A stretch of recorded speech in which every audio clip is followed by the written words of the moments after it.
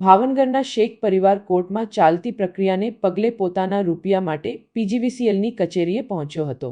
શેખ પરિવારના તમીઝભાઈ યાકુબભાઈ શેખ, રિયાઝભાઈ યાકુબભાઈ શેખ કોર્ટના આદેશ મુજબ રિકવરી કરવા ભાવનગરમાં પીજીવીસીએલની કચેરીએ પહોંચ્યા હતા। તેમના પિતાની નોકરીને લગતા કેસ હોય જેને 45 વર્ષ થયા હોય ત્યારે 1992માં કોર્ટનો ચુકાદો આવ્યા બાદ 2021માં એક્ઝિક્યુશન પિટિશન કરવામાં આવતા કોર્ટે પીજીવીસીએલને 35 લાખની ચૂકવણી કરવા આદેશ કર્યો હતો અને વોરંટ જાહેર કર્યું હતું। રકમ નહીં મળતા પરિવારો અધિકારીઓ ઉપર આક્ષેપ કર્યો હતો કે મુદ્દત આપી સમય પસાર કરવામાં આવી રહ્યો છે। સાહેબ, તમે સમય બગાડવાની વાત કરો છો, તમે આખો દિવસ બગાડવાની વાત કરો છો। હું જપ્તી ચાલુ કરાવું છું, હું હવે રાહ નહીં જોઈ શકું ના। હું સાહેબને રજૂઆત કરું છું, છતાં અરજદાર આવો આગ્રહ રાખે છે। અમે રિટર્નમાં એશ્યોરન્સ આપીએ છતાંય તમે આવો આગ્રહ રાખો છો। નહીં, તમે આવો આગ્રહ રાખો છો એમાં હવે સાહેબને હું રજૂઆત કરવા જાઉં છું। તમે રિટર્નમાં પણ નથી આપતા, તમે જપ્તી પણ નથી કરાવવા દેતા। દેતા। રિટર્નમાં આપવાનું કોર્ટને આપવાનું। ચાલો, ઓર્ડર કોનો છે? સાહેબ, તો જપ્તી કરાવો। નહીં, ઓર્ડર કોનો છે? કોર્ટનો છે, તમે સાથે છો।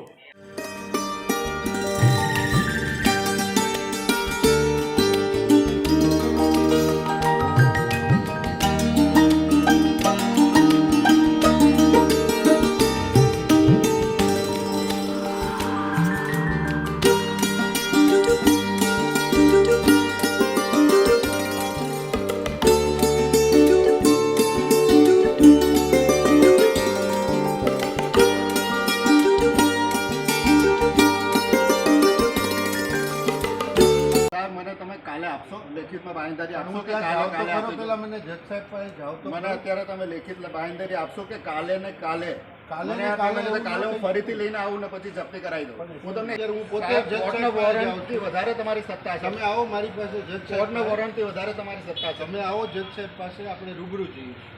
જજ સાહેબે ઓર્ડર આપી દીધો, પછી જજ સાહેબ પાસે જવાનું જરૂર મારે જે મારી ઓર્ડર આપ્યો છે એની સામે તમે જજ સાહેબ પાસે મારે જે જજ સાહેબને મારી કચેરીની જે સત્તા હોય એની ઉપરની તમારે રજૂઆત કરવી પડે। એ સાહેબ એ બધું પહેલા કે તમે 24 કલાકમાં આગળની ઓથોરિટીથી સત્તા લઈને મને લેખિત બાંહેધરી અત્યારે આપી દો। કાલે સવારે હું ફરીથી 11 વાગે બે લિફ્ટને લઈને આવીશ।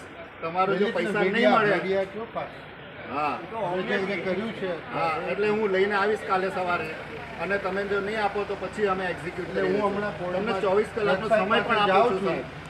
મારું નામ તમીઝભાઈ યાકુબભાઈ શેખ છે અને મારી સાથે મારા મોટા ભાઈ રિયાઝભાઈ યાકુબભાઈ શેખ છે અને મોટા બેન છે સમીમબેન યાકુબભાઈ શેખ। અમે અહીંયા પીજીવીસીએલની ઓફિસમાં રિકવરી માટે આવ્યા છીએ। કોર્ટે રિકવરીનો વોરંટ કાઢ્યો છે અને મારા પપ્પા જે અહીંયા જોબ કરતા હતા અને એમને કોર્ટે ઓર્ડર આપેલો પેમેન્ટ રિકવરી કરવાનો।